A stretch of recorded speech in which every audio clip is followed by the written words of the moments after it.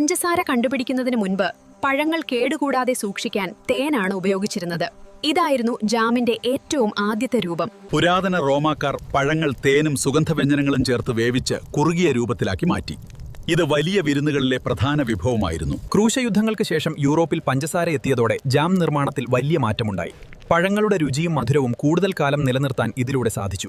Jam helped us sailors to refresh ourselves during sea voyages and to escape from diseases. It is a great blessing where fruits are not available. ഭക്ഷണം ശാസ്ത്രീയമായി സൂക്ഷിക്കുന്ന രീതി വന്നതോടെ ജാമുകൾ കൂടുതൽ കാലം കേടുകൂടാതെ ഇരിക്കാൻ തുടങ്ങി.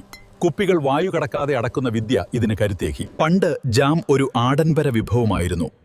രാജകൊട്ടാരങ്ങളിലും പ്രഭുക്കന്മാരുടെ വീടുകളിലും മാത്രം ഇത്തരം മധുരങ്ങൾ അന്ന് കാണപ്പെട്ടിരുന്നുള്ളൂ. വ്യവസായ വിപ്ലവത്തോടെ ജാം സാധാരണക്കാർക്കും ലഭ്യമായി തുടങ്ങി. വൻതോതിലുള്ള ഉൽപ്പാദനം ഇതിന്റെ വില കുറയ്ക്കുകയും ജനപ്രീതി കൂട്ടുകയും ചെയ്തു.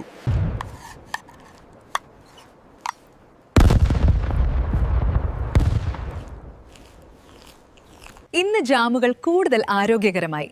പഞ്ചസാര കുറഞ്ഞതും പ്രകൃതിദത്തമായ മധുരം ചേർത്തതുമായ വൈവിധ്യമാർന്ന ജാമുകൾ ഇന്ന് വിപണിയിലുണ്ട്. തേനിൽ തുടങ്ങിയ ആ മധുരയാത്ര ഇന്നും തുടരുന്നു.